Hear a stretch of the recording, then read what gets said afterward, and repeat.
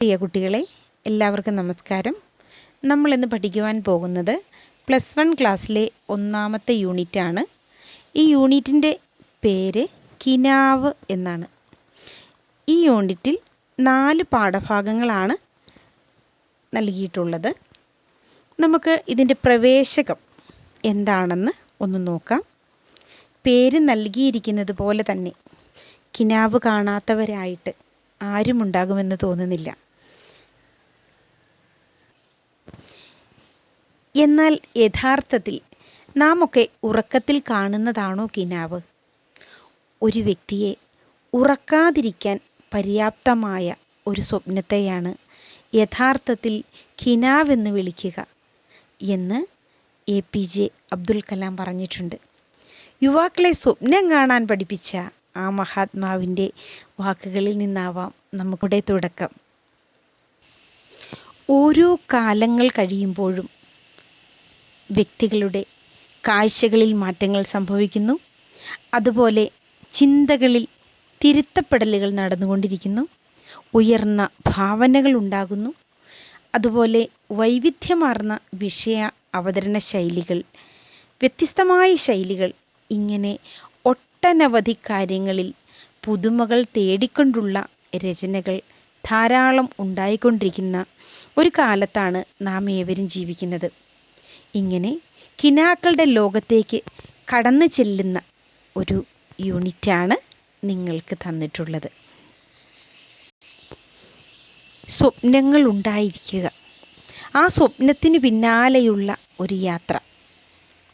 അങ്ങനെയാണ് പലപ്പോഴും കല്ലും മുള്ളുമൊക്കെ ചവിട്ടി ജീവിതത്തിൽ വിജയം കണ്ടെത്തുവാൻ സാധിക്കുക. സ്വപ്നങ്ങളും നല്ല ചിന്തകളും ഒരു നല്ല തലമുറയെ വാർത്തെടുക്കാൻ എപ്പോഴും സഹായകമാണ്. നമുക്ക് പഠിക്കാനുള്ളത് ജൊനാഥൻ ലിവിങ്സ്റ്റൺ എന്ന കടൽ കാക്കയെക്കുറിച്ചാണ്. കടൽ കാക്കകൾ സ്വപ്നം കാണാറുണ്ടോ? ഇവിടെ കടൽ കാക്കയെ ഒരു മനുഷ്യന് തുല്യമായി തന്നെയാണ് റിച്ചാർഡ് ബച്ച് അവതരിപ്പിച്ചിട്ടുള്ളത്. ഈ റിച്ചാർഡ് ബച്ച് ആരാണെന്നറിയാമോ? പ്രശസ്തനായ ഒരു അമേരിക്കൻ എഴുത്തുകാരനായിരുന്നു റിച്ചാർഡ് ബച്ച്. റിച്ചാർഡ് ബച്ചെന്നോ റിച്ചാർഡ് ബക്കെന്നോ ഒക്കെ നമുക്ക് ഉച്ചരിക്കാവുന്നതാണ്. ജൊനാഥൻ ലിവിങ്സ്റ്റൺ എന്ന കടൽ കാക്ക എന്നാണ് കൃതിയുടെ പേര്. ഇതിൻ്റെ ഇംഗ്ലീഷിലുള്ള പേരെന്താണ്? Jonathan Livingstone seagull. ഇത് 1970 പ്രസിദ്ധീകരിക്കുന്നത്. ന്യൂയോർക്ക് ടൈംസിൻ്റെ ബെസ്റ്റ് സെല്ലർ ലിസ്റ്റിൽ 2 വർഷം സ്ഥാനം പിടിച്ച കൃതിയാണ് ജൊനാഥൻ ലിവിങ്സ്റ്റൺ സീഗൾ. ഇതിൻ്റെ കഥാ ചുരുക്കം എന്ന് പറഞ്ഞു കഴിഞ്ഞാൽ, അതിരുകളില്ലാത്ത സ്വപ്നങ്ങളുമായിട്ട് ഉയർന്നു പറക്കാൻ ആഗ്രഹിച്ച ഒരു കടൽ കാക്ക. അവൻ്റെ പേരായിരുന്നു ജൊനാഥൻ. എഴുതിയ റിച്ചാർഡ് ബാക്ക ആവട്ടെ ഒരു ജെറ്റ് പൈലറ്റായിരുന്നു അല്ലേ. അതുകൊണ്ട് തന്നെ പറക്കലുമായിട്ടൊക്കെ ബന്ധപ്പെട്ട് അല്ലേ ഉള്ളൊരു പ്രത്യേകതകളൊക്കെ നമുക്ക് ഈ കൃതിയിൽ കാണുവാനായിട്ട് സാധിക്കും. സാധാരണ കടൽക്കാക്കകളെപ്പോലെ താഴ്ന്നു പറക്കാൻ ആഗ്രഹിക്കാത്ത വേറിട്ട ചിന്താഗതിയുള്ള ഒരു കടൽക്കാക്കയായിരുന്നു ജൊനാഥൻ. അവൻ ചോദിക്കുന്നത്, അതായത് സാധാരണ മനുഷ്യരെപ്പോലെ നമ്മൾ ഇവിടെ ജനിച്ചു, ജീവിച്ചു, മരിച്ചു, നമ്മളെ ആരും ഓർക്കുന്നില്ല. നമുക്ക് എത്തിപ്പിടിക്കാൻ സാധിക്കുന്ന ഒട്ടനവധി മേഖലകളുണ്ടാവാം, ഒട്ടനവധി കാര്യങ്ങൾ നമുക്ക് ചെയ്തു തീർക്കാനുണ്ടാവാം. ഇവയൊക്കെ നമ്മുടേതായ വ്യത്യസ്തങ്ങളായ മേഖലകൾ കണ്ടെത്തി നമ്മളെ അവയൊക്കെ കീഴടക്കുമ്പോഴാണ് ജീവിതത്തിൽ വിജയം കൈവരിക്കുക. ജീവിതയാത്രയിൽ പലപ്പോഴും തടസ്സങ്ങൾ ധാരാളമുണ്ടാവാം. ഞണ്ടുകൾ പിന്നോട്ട് വലിക്കുന്നത് പോലെ നമ്മെ പിന്തിരിപ്പിക്കാൻ ധാരാളം ശക്തികൾ അല്ലേ. മറ്റുള്ളവർക്ക് ചെയ്യാൻ കഴിയാത്തതെന്തും നാം ചെയ്യുമ്പോഴാണ് നമ്മൾ വ്യത്യസ്തരായി മാറുക. അപ്പോൾ പിന്തിരിപ്പിക്കാനും ധാരാളം ആളുകൾ സ്വാഭാവികമായും ഉണ്ടാകും. അവർക്കൊന്നും നമ്മളുടെ വിജയത്തിൻ്റെ അടുത്ത് പോലും എത്താൻ സാധിച്ചെന്ന് വരില്ല. അതുകൊണ്ടാവാം ഒരുപക്ഷെ പിന്തിരിപ്പിക്കുക. ഇത്തരത്തിലുള്ള ഒരു പിന്തിരിപ്പൻ നയവുമായിട്ട് ഈ ജൊനാഥന് പിന്നാലെയും ധാരാളം കാക്കകൾ കൂടി. സാധാരണ കടൽ കാക്കകൾ ഇര പിടിക്കാൻ വേണ്ടി താഴ്ന്നു പറക്കുകയാണ് ചെയ്യുന്നത്. അവ ഉയരങ്ങളിലേക്ക് പറക്കാറില്ല. കാരണം മത്സ്യമാണ് കടൽ കാക്കകളുടെ പ്രധാന ആഹാരം. ഉയർന്നു പറക്കേണ്ടതായ യാതൊരു ആവശ്യവും അവയ്ക്കില്ല. എന്നാൽ ഉയർന്നു പറക്കണം, ഒരു കഴുകനെ പോലെ, ഒരു പരുന്തിനെ പോലെ ഉയർന്നു പറക്കണമെന്ന് ആഗ്രഹിച്ച ഒരു കടൽക്കാക്കയായിരുന്നു ജൊനാഥൻ. ഇവൻ്റെ ഈ പരിശ്രമത്തെ മറ്റുള്ള കടൽക്കാക്കകൾ കളിയാക്കുവാൻ തുടങ്ങി. മുതിർന്ന കടൽക്കാക്കകൾ പറഞ്ഞു, തങ്ങളുടെ കുലത്തിന് ഇവനൊരു അപമാനമാണ്, ഇവൻ എന്തിനാണ് ഇങ്ങനെ ഉയർന്നു പറക്കാൻ ശ്രമിക്കുന്നതെന്ന്. എന്നാൽ അവൻ ജീവിതയാത്രയിൽ ഒരു ഗുരുവിനെ കണ്ടെത്തുകയും ആ ഗുരു അവന് വേണ്ട പരിശീലനം നൽകുകയും ഇരുട്ടിനെ കീറി മുറിച്ചുകൊണ്ട് ഉയർന്നു പറക്കുവാൻ അവന് സാധിക്കുകയും ചെയ്തു. അങ്ങനെ അവൻ്റെ സ്വപ്നം യാഥാർത്ഥ്യമാക്കുകയും അവൻ്റെ പാതയിലേക്ക് മറ്റനേകം കടൽക്കാക്കകളെ നയിക്കുവാനും അവന് സാധിച്ചു. ഈ കഥയിലൊരു ഗുണപാഠമുണ്ട്. എന്താണ്? നാം എപ്പോഴും വ്യത്യസ്തരായിരിക്കാൻ ശ്രമിക്കുക. നല്ല കാര്യങ്ങൾ ചെയ്തുകൊണ്ട് നന്മയുടെ ഉറവിടങ്ങളായി മാറാൻ ശ്രമിക്കുക.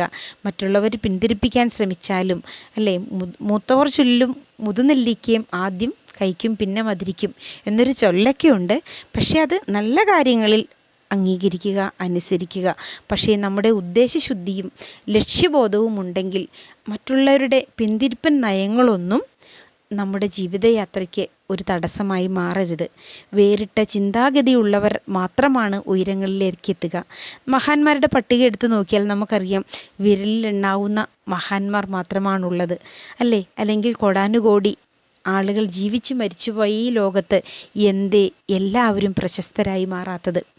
അപ്പോൾ എല്ലാവർക്കും സാധിക്കാത്ത കാര്യങ്ങൾ ചെയ്യാൻ സാധിക്കുന്നവനാണ് വ്യത്യസ്തനായി മാറുക. കേൾക്കുമ്പോൾ വളരെ ലളിതമായൊരു കഥയാണ്. പക്ഷേ ജീവിത ലക്ഷ്യം ഓരോ വ്യക്തികൾക്കും ഉണ്ടായിരിക്കുക എന്ന ഒരു വലിയ ഗുണപാഠം ഇതിൽ ഉൾച്ചേർന്നിരിക്കുന്നു. ഈ ഒരു ലക്ഷ്യബോധം കുട്ടികളായ നിങ്ങൾക്ക് ഓരോരുത്തർക്കും ഉണ്ടാകേണ്ടതാണ്. അതിനു വേണ്ടിയാണ് ഇതിൻ്റെ പ്രവേശകമായിട്ട് കിനാവ് എന്ന പേര് തന്നെ നൽകിയിരിക്കുന്നത്. ഈ യൂണിറ്റിൻ്റെ പേര് കിനാവ് എന്നാണല്ലോ. അപ്പോൾ സ്വപ്നം കാണുക, സ്വപ്നം കാണാൻ പഠിക്കുക, സ്വപ്നം കാണാൻ പഠിപ്പിക്കുക അല്ലേ? തീർച്ചയായിട്ടും എല്ലാവർക്കും മോഹന സ്വപ്നങ്ങളൊക്കെ ഉണ്ടാവട്ടെ. നമുക്ക് ഈ കഥയുടെ ഒരു ഭാഗം തന്നിട്ടുണ്ട്, അതൊന്ന് നോക്കാം. കൂട്ടത്തിൽ പറയട്ടെ, 1973 ഈ ജൊനാഥൻ ലിവിങ്സ്റ്റൺ സീഗൾ എന്ന കഥ സിനിമയാക്കി മാറ്റിയിട്ടുള്ളത്. നമുക്ക് പ്രവേശകം നോക്കാം.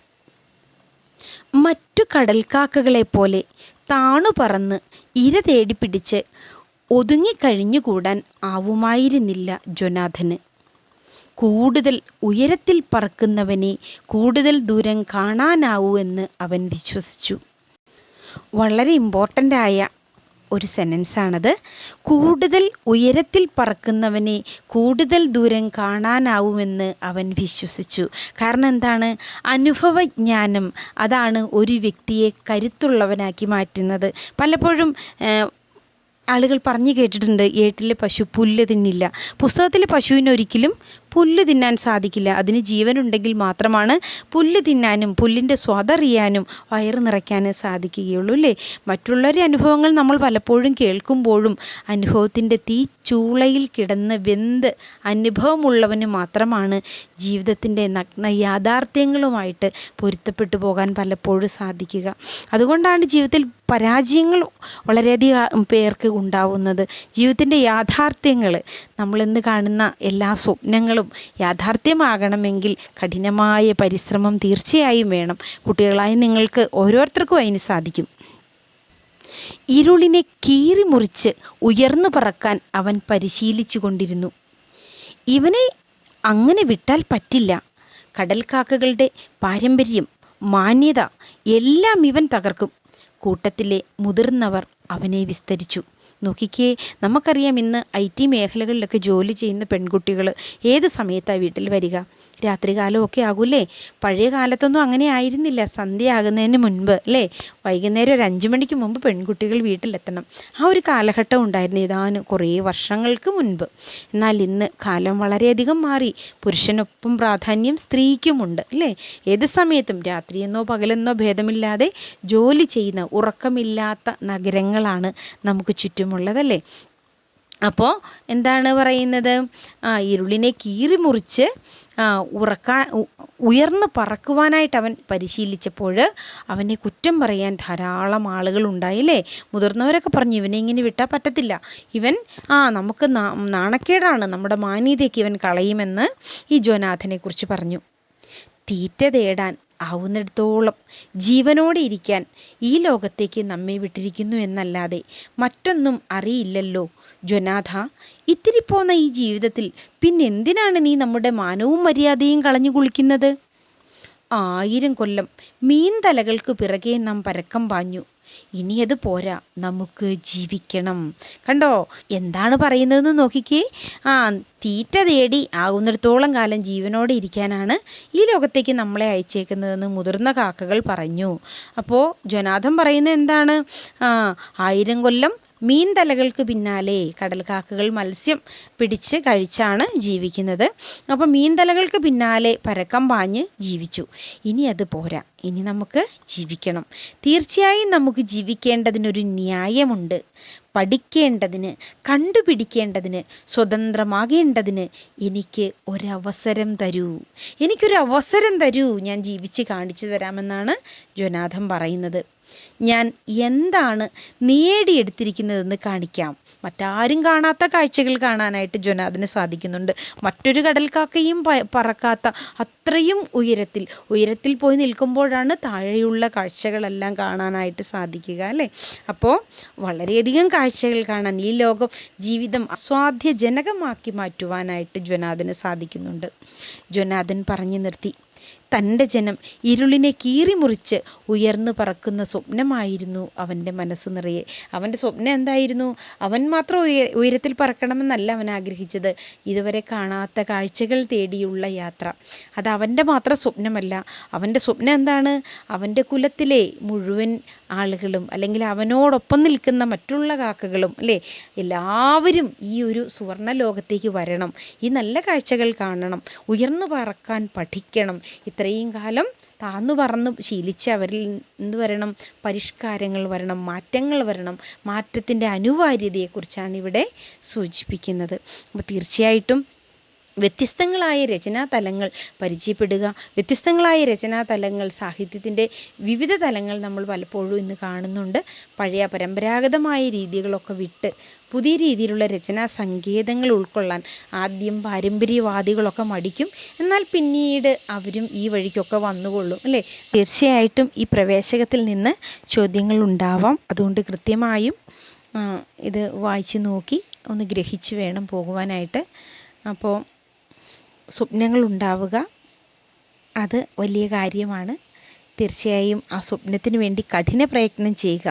ഊണും ഉറക്കവും ഒക്കെ കളഞ്ഞ് നന്നായി പഠിക്കുക. അതാണ് നിങ്ങളുടെ സ്വപ്നം അല്ലേ? പഠിക്കുന്ന സമയത്ത് നന്നായി പഠിക്കുക, കഠിന പ്രയത്നം ചെയ്യുക. തീർച്ചയായും വിജയം നമ്മോടൊപ്പം ഉണ്ടാകും.